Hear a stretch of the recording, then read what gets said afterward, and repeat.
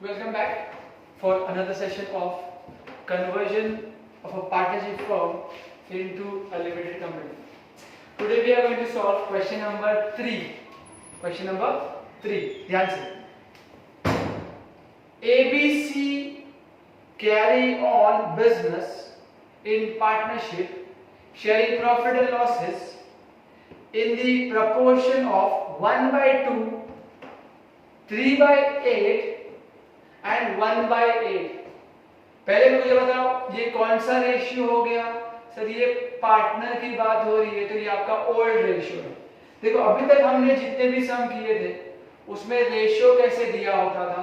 तो for example अगर ratio है तो 3:2:1, इसका मतलब डिनोमिनेटर सबका क्या होना चाहिए? सेम. लेकिन यहाँ पे रेशियो थोड़ा सा अलग दिया है तो ध्यान से रेशियो दिया है 1/2, रेशियो दिया है 3/8 एंड रेशियो दिया है 1/8. अब इन दोनों का डिनोमिनेटर सेम है, यहाँ पे डिनोमिनेटर अलग है तो मुझे इसको मल्टीप्लाई करना पड़ेगा 4 से. तो ताकि 4 से मल्टीप्लाई करूंगा so that आंसर डिनोमिनेटर क्या हो जाएगा? 8, जिसके वजह से ऊपर हो गया 4, नीचे हो गया 8, तो मेरा रेशियो क्या हो गया? 4:3:1. 4:3:1. तो लिख लो उधर, अंडरलाइन करके लिख लो. Ratio, old ratio is 4:3:1. Continue करें. On 31st March 2012 they agreed to sell their business, they मतलब ABC, to a limited company. एक लिमिटेड कंपनी है, उसको हम अपना बिजनेस बेच के संन्यास लेने वाले हैं. Their position on that was, their मतलब अगेन ABC. ABC का पोजीशन का मतलब बैलेंस शीट. तो देखो बैलेंस शीट नीचे दिया है. Capital of ABC, loan on mortgage, creditors, asset side में machinery, furniture, stock, book debt. पहले तो बुक डेट का मतलब क्या है? बुक डेट का मतलब होता है डेटर्स. तो लिख लो उधर डेटर्स. कैश दिया है. ये सब मैंने जो रीड किया ये ओल्ड फर्म के बारे में. आगे चलते हैं. The company took the following assets at the valuation shown below. चलो याद रखो, जब भी कंपनी टेक ओवर करेगा ना, टेक ओवर मतलब वो तुम्हारा न्यू वैल्यू. कौन सा वैल्यू है? New value. न्यू वैल्यू को हम लोग अग्रीड वैल्यू बोलते हैं कि this is the price at which new company is ready to purchase old firm के असेट्स. तो ये न्यू वैल्यू कहां जाएगा? तो न्यू वैल्यू जाएगा आपका परचेज कंसिडरेशन. लेकिन अगर तुमको याद हो तो मैंने आपको बताया था थियरी फर्स्ट लेक्चर के अंदर के पीसी के 3 मेथड है. कौन से? लमसम मेथड, जिसमें पीसी का जरूरत नहीं है, अमाउंट पहले से दिया होता है. हम लोग अमाउंट से फाइंड आउट करते हैं कि कैसे डिस्चार्ज किया. तो अगेन मैं वापस से रिपीट करता हूं, डिस्चार्ज में क्या क्या आ सकता है? कंपनी फर्म को या तो शेयर्स देगी, इक्विटी प्रेफरेंस. कंपनी या तो डिबेंचर देगी, कंपनी या तो कैश देगी. तो वो सब यहां पे आएगा. तो अगर total is given, item is missing, तो टोटल से आइटम का वैल्यू पता चल जाएगा. ये था फर्स्ट मेथड. सेकेंड मेथड था नेट पेमेंट. नेट पेमेंट में क्या था? Item is given, total is missing, तो आइटम को ऐड करो, टोटल मिल जाएगा. तो अगेन पीसी का जरूरत नहीं है.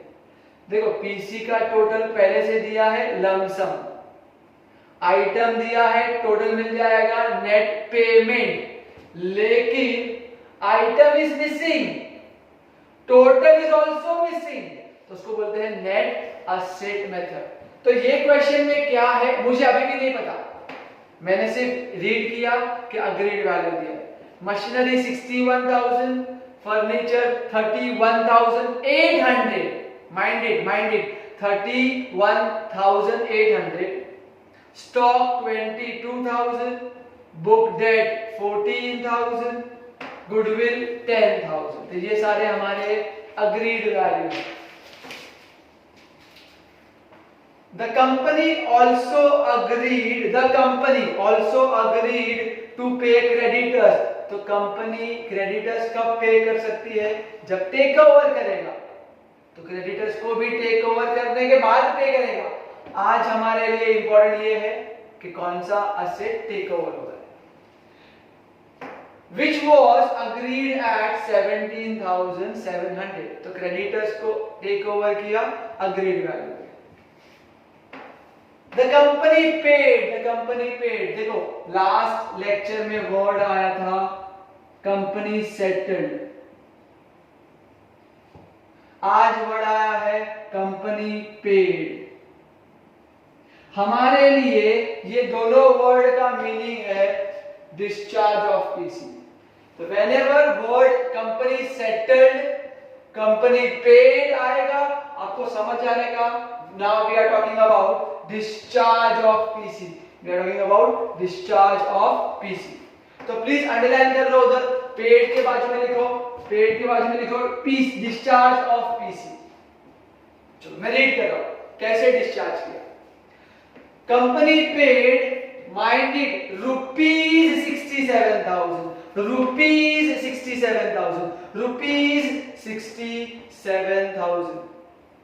in fully paid shares of rupees 10 each। ध्यान से देख, इक्विटी शेयर्स कितने नहीं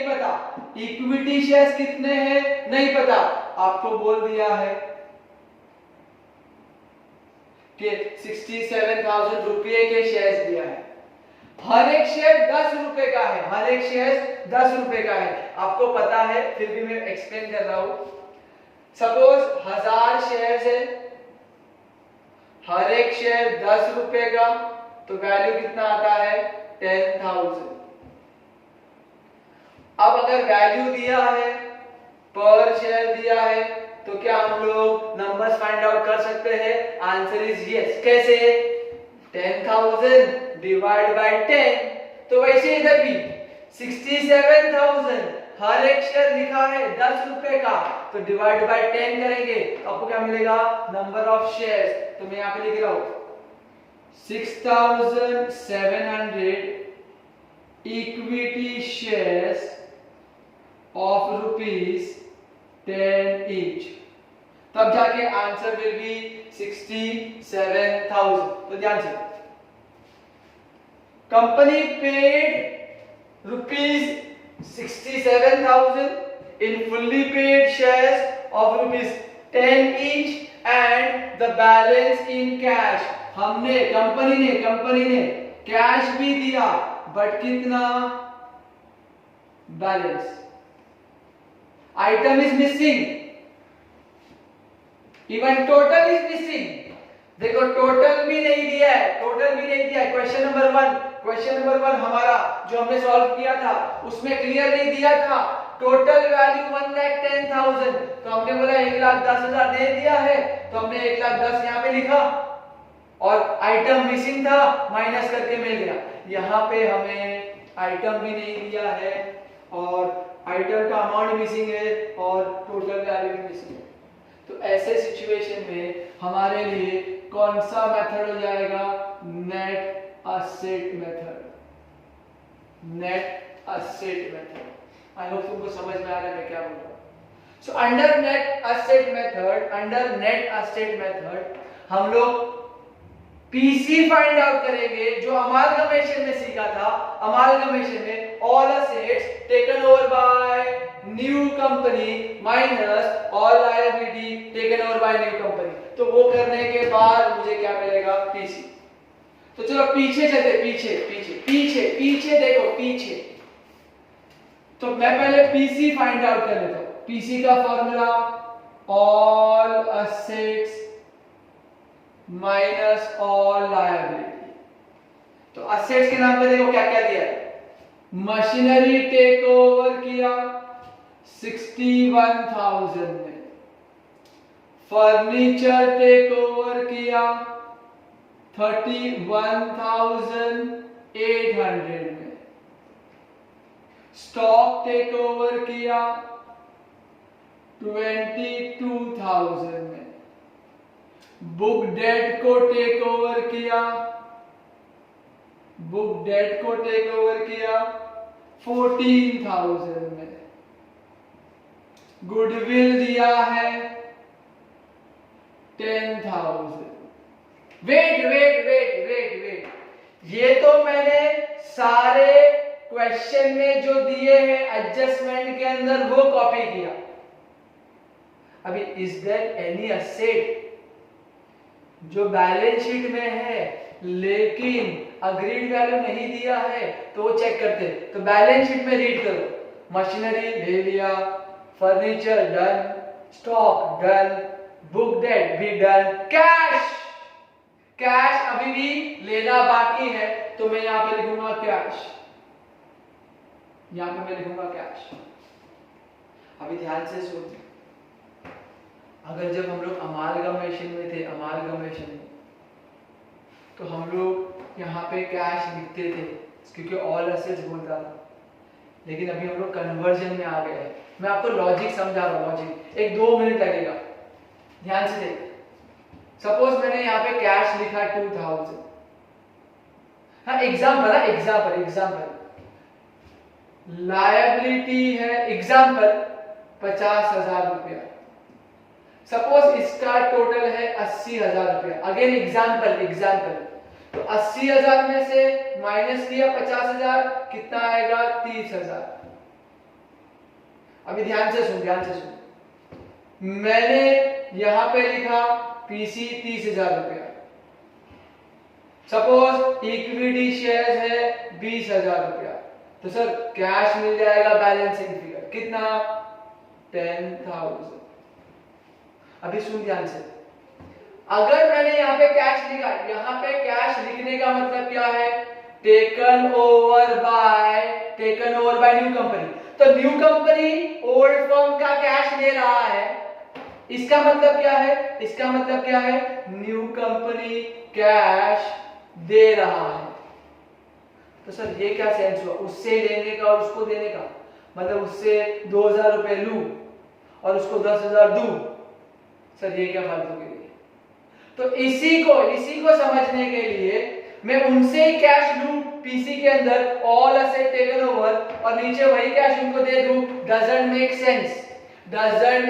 सेंस। तो ऐसे सिचुएशन में क्या करते हैं, तो प्लीज जब तक बोला नहीं जाए कि all assets are taken over, जब तक बोला नहीं जाए all assets are taken over, तो आपको यहाँ पे कैश लेना अलाउड नहीं है,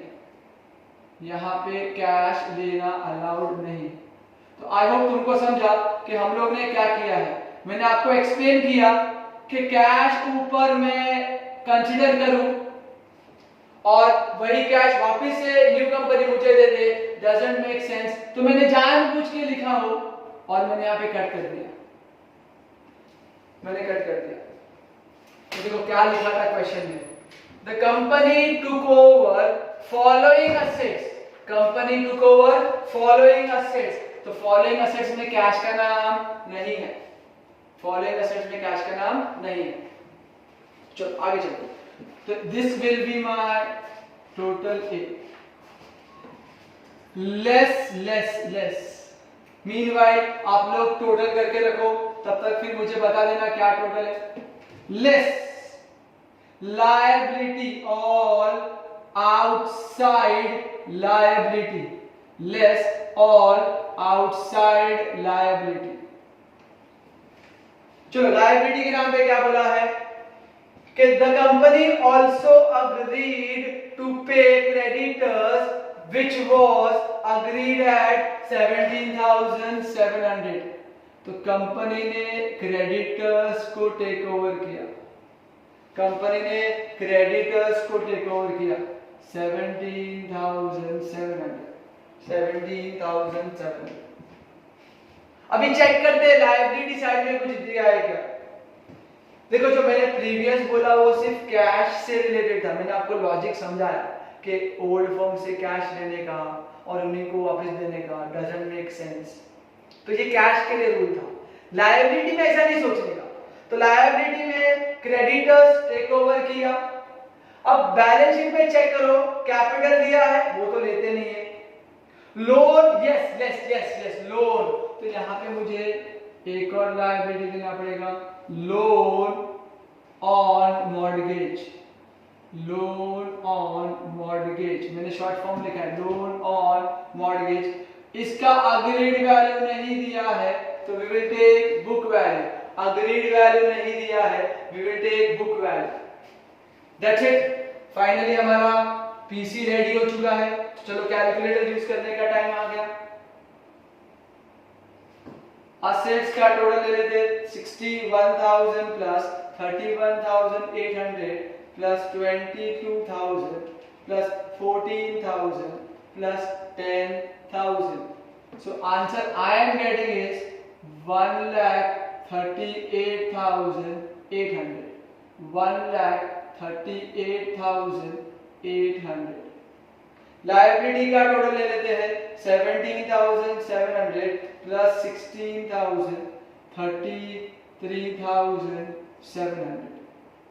इसको बोलते हैं B. Finally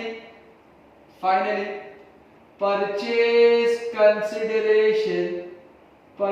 consideration assets minus liability A minus B, तो मुझे आंसर आ रहा है 1,05,100, 1,05,100 रुपया, 105,100. So finally my PC is ready. चलो नेक्स्ट पीसी टोटल मिल गया। टोटल कहाँ जाएगा? सर टोटल जाएगा डिस्चार्ज ऑफ पीसी में एज 1,05,100। तो टोटल जो मुझे मिला पीसी का that will go to discharge of PC. नक्शा देखो discharge of PC, out of which equity shares question में दिया था 67,000। तो अगेन तो 1,05,100 माइनस 67,000, तो कैश का बैलेंस आया 38,100। 38,100। तो अभी तक हमने जितना भी रीड किया उससे सिर्फ मुझे क्या मिला? PC and discharge of PC. अब I can easily solve my question. चलो आगे चलते। तो क्वेश्चन रीड कंटिन्यू करते हैं। हम लोग नेक्स्ट पेज पे थे, ऑलमोस्ट लास्ट लाइन के ऊपर। The company paid 67,000 के shares and balance in cash. We finished. The expense amounted to rupees 1,500. देखो मैंने आपको एक रूल बताया था, लायबिलिटी नॉट टेकन ओवर का।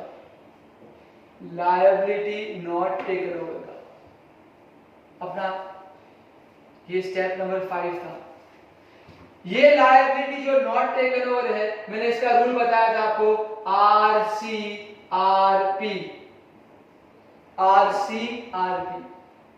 ये रूल लायबिलिटी के साथ और किस पे अप्लाई होता है? एक्सपेंस के ऊपर। तो अगर क्वेश्चन के अंदर एक्सपेंस दिया है, एक्सपेंस पेड, अगर एक्सपेंस दिया है तो याद रखना एक्सपेंस पे भी रूल अप्लाई होगा RCRP। अगर पेड है तो RC, पार्टनर पे करेगा तो RP, पेड है तो RC, पार्टनर पे करेगा तो RP। तो यहाँ पे क्या लिखा है? Expense amounted to rupees 1,500 expense. तो यहाँ पे कुछ नहीं बोला है, मतलब हम लोग अज्यूम करेंगे पेड। क्यों? क्योंकि हमारे पास बहुत सारा पैसा आने वाला है, उस पैसे से हम लोग 1,500 रुपया तो पे ही कर सकते हैं। आई होप तुमको समझा। तो प्लीज मार्क करो मार्क करो आरसी, क्या मार्क करेंगे आरसी, एक्सपेंस पेड बाजू में लिखो आरसी, तो यहाँ पे हमने आरसी लिख दिया लायबिलिटी। चलो prepare ledger account in the books of the firm. So हमने पूरा क्वेश्चन रीड कर लिया, हमारे लिए जो इंपॉर्टेंट था वो भी हो गया, मार्किंग करना था सीआरपीआर आरसीआरपी जो मिला उसको मार्क कर दिया। अब फाइनली पोस्टिंग का टाइम आ गया है, जिसमें हमारा स्टेप फॉलो करना पड़ेगा। Step number 1 empty the balance sheet, transfer करो। Step number 2 pass entry for PC. Step number 3 discharge of PC. Step number 4 assets not taken over CRPR, liability not taken over RCRP। Step number 5 था वो, और finally क्या है close. तो चलो हम लोग स्टार्ट करते हैं posting. Step number 1 let's follow step number 1 empty the balance sheet. शुरू करते हैं असेट साइड से। पहले क्या लिखा है मशीनरी, तो all assets transfer to realisation account debit side, all assets transfer to realisation account debit side. तो एक एक करके कॉपी करो। मशीनरी, ये वाला वैल्यू नहीं, this is agreed value, this is new value, इसका काम खत्म। अभी एम्प्टी दी बैलेंस शीट है, बैलेंस शीट के अंदर देखो, बैलेंस शीट के अंदर देखो, बैलेंस शीट के अंदर मशीनरीज 48,000, फर्नीचर 42,000। तो empty the balance sheet, transfer all liabilities, transfer all assets to realisation account debit side at book value. तो स्टॉक लिख दिया, book debt 15,000। Cash take over नहीं किया है, ध्यान से देख, कैश टेक ओवर नहीं किया है, लॉजिक बताया मैंने आपको। तो अगर असेट टेक ओवर नहीं किया है तो कैश कहां जाएगा, कैश उसके अकाउंट में जाएगा। तो कैश ही सबसे त्रास है, कैश ही सबसे बड़ा टेंशन है। तो कैश अगर टेक ओवर होता तो यहां लेते, अगर कैश टेक ओवर होता, यहाँ पे कैश होता तो कैश यहाँ पे आता। सिंस कैश टेक ओवर नहीं किया है तो यहाँ पे नहीं आएगा, इसलिए यहाँ पे नहीं आएगा, तो वो जाएगा कैश अकाउंट में।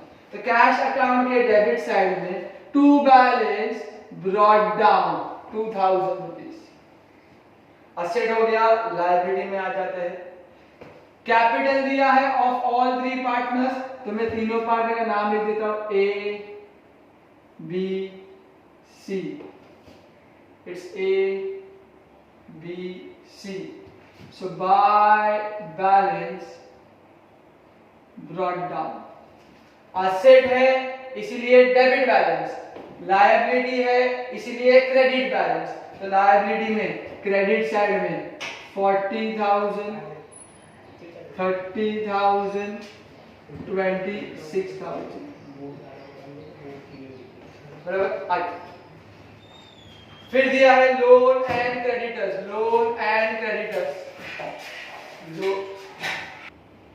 सो लायबिलिटी के नाम पे लोन एंड क्रेडिटर्स। लायबिलिटी जाएगा रियलाइजेशन के क्रेडिट साइड में as by sundry liability. Mortgage loan on mortgage,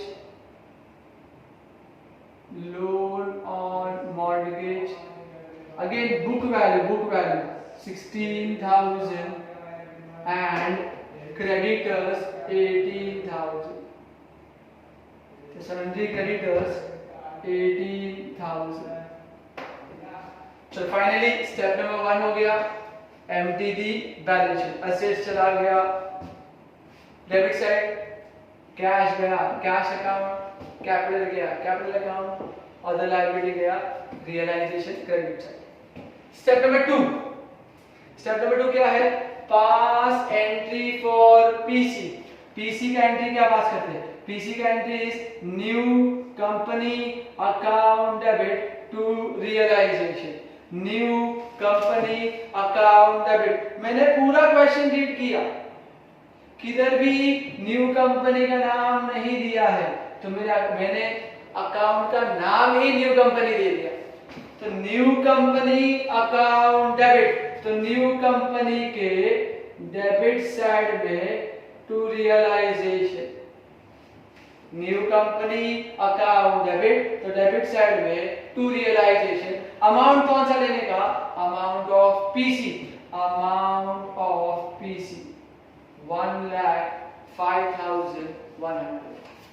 तो न्यू कंपनी के डेबिट में रियलाइजेशन का नाम, तो रियलाइजेशन के क्रेडिट में new company account, amount of PC 1,05,100।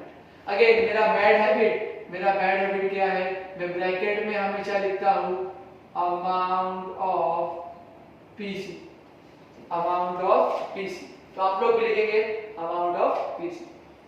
चलो स्टेप नंबर 1 हो गया empty the balance sheet. Step number 2 हो गया pass entry for PC. Step number 3 क्या है? Discharge of PC. मैंने आपको शॉर्टकट बताया था डिस्चार्ज ऑफ पीसी का। जो भी आपने डिस्चार्ज में लिखा है, that account will be debited, मतलब इक्विटी शेयर्स डेबिट, कैश वो भी डेबिट। क्रेडिट क्या करेंगे? तो हम लोग क्रेडिट करेंगे to new company account. Equity shares account debit, equity shares account debit, तो डेबिट साइड में लिखूंगा to new company. Amount will be equity का 67,000। तो इक्विटी अकाउंट डेबिट, इक्विटी के डेबिट में कंपनी का नाम। Cash account debit, cash account debit, तो कैश के भी डेबिट साइड में कंपनी का नाम, तो कैश के डेबिट साइड में to new company account. Cash का अमाउंट कितना है? 38,100।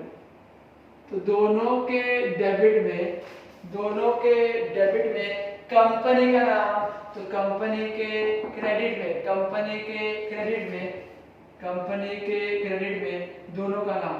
तो पहला आएगा by equity shares in new company account 67,000 and buy cash account 38,100। 38,100। कुछ रियलाइज हुआ? कुछ याद आया कि sir new company account will automatically tally, new company account will automatically tally. चलो ये अकाउंट भी भूल जाओ, तो हमारे आगे वाले स्टेप्स में ये रिफ्लेक्ट नहीं करेगा। वापस एक बार, step number 1 empty the balance sheet, step number 2 PC, step number 3 discharge of PC, step number 4 assets not taken over. ऐसा कोई असेट ही नहीं है जो न्यू कंपनी ने टेक ओवर ना किया हो, तो सीआरपीआर नहीं आएगा। Liability not taken over, RCRP, तो ऐसा लायबिलिटी नहीं है, ऐसा कोई लायबिलिटी नहीं है। लेकिन क्वेश्चन का लास्ट लाइन पढ़ो, एक्सपेंस के बारे में दिया था, आपने मार्किंग भी किया है आरसी। तो मैं रीड कर रहा हूं, क्या लिखा था? एक्सपेंस अमाउंटेड टू ₹1,500, आपने मार्क किया है। तो लायबिलिटी नॉट टेकन ओवर और एक्सपेंसेस का रूल सेम ही है, आरसी आरपी। तो यहाँ पे हमारे पास आने वाला है आरसी। आरसी का फुल फॉर्म बोलो, realisation account debit to cash account. Realisation account debit, तो रियलाइजेशन के डेबिट साइड में टू कैश अकाउंट, ब्रैकेट में लिखूंगा expense, How much is the amount of expense? The expense का amount is rupees. Expense is 1,500. 1,500. तो realization के debit में cash का नाम, realization के डेबिट में कैश का नाम, तो कैश के क्रेडिट में realization का नाम.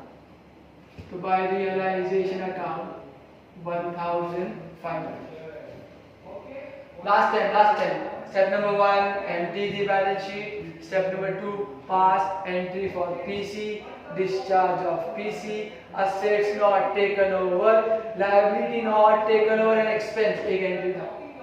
चलो finally last step क्या है हमारा? Close. हमारा last step क्या है? Close. Close कैसे करेंगे?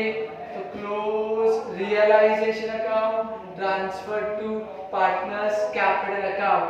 तो चलो टोटल कर लेते हैं फटाफट. टोटल कर लेते हैं. तो देखो debit side 48,000 plus 42,000 plus 23,000 plus 15,000 plus 1,500. तो मुझे टोटल आ रहा है 1,29,500.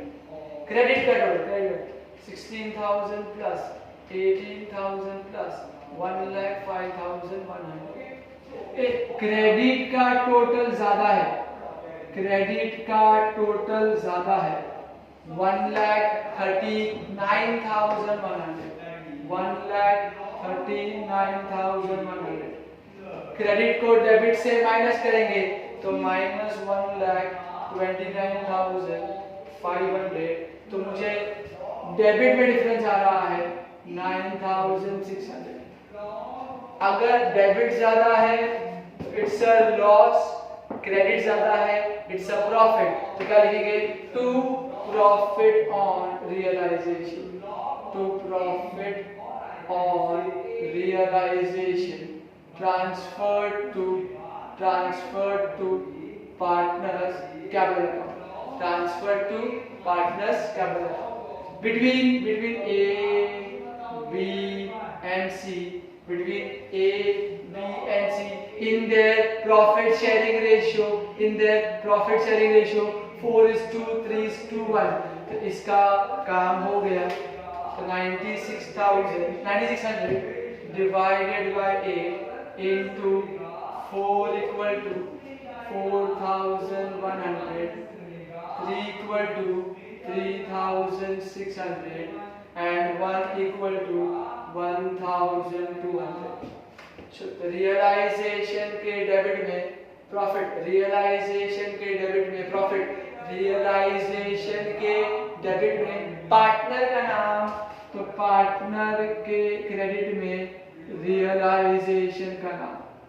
तो बाय realization अकाउंट मैंने अपने रेफरेंस के लिए ब्रैकेट में लिखा प्रॉफिट 4,800, 3,600, 1,200.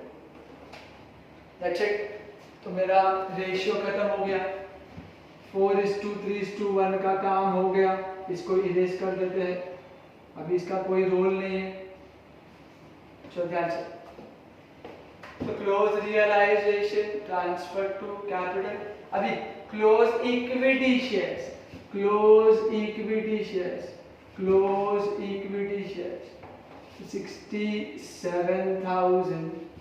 67,000.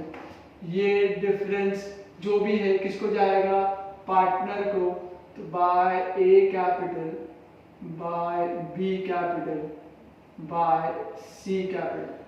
लेकिन कौन से रेशियो में? रियलाइजेशन का डिफरेंस गया PSR, प्रॉफिट शेयरिंग रेशियो. लेकिन इक्विटी का बैलेंस पार्टनर में जाएगा कौन से रेशियो में? CBR. कौन से रेशियो में? CBR. सर ये CBR क्या है? तो CBR मैंने आपको एक्सप्लेन किया था, आज वापस ये कर लेते हैं. CBR का मतलब है कैपिटल बैलेंस रेशियो. CBR का मतलब है कैपिटल बैलेंस रेशियो. कैसे मिलता है? Total of credit minus debit. Total credit minus debit. Total credit minus debit of A B and C. तो चलो टोटल सर सिर्फ डेबिट क्रेडिट साइड में है, डेबिट में कुछ नहीं है, तो आंसर विल बी 44,800, 33,600 and 27,200। तो सिंपल करता हूं मैं, तो कॉमन जीरोस निकल जाएंगे दो दो। सिंस हमारे पास कैलकुलेटर है तो इसको और छोटा करने का जरूरत नहीं है। तो टोटल ले लेते हैं 448 प्लस 336 प्लस 272। तो मेरा रेशियो है 448 divide by 1056, 336 divide by 1056, 272 divide by 1056। तो this is my CBR, this is my CBR, capital balance ratio।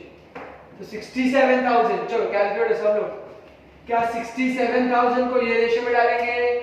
नहीं सर, आपने ये भी नहीं बताया था, आपने एक और चीज बताई थी लास्ट टाइम में। तो प्लीज ध्यान से जब भी हम लोग डिस्ट्रीब्यूट करेंगे हम लोग ये रेशियो को अप्लाई करेंगे अमाउंट पे नहीं, नंबर पे। तो please write number of shares. तो यहाँ पे पहले मैं लिख देता हूँ डिस्ट्रीब्यूशन ऑफ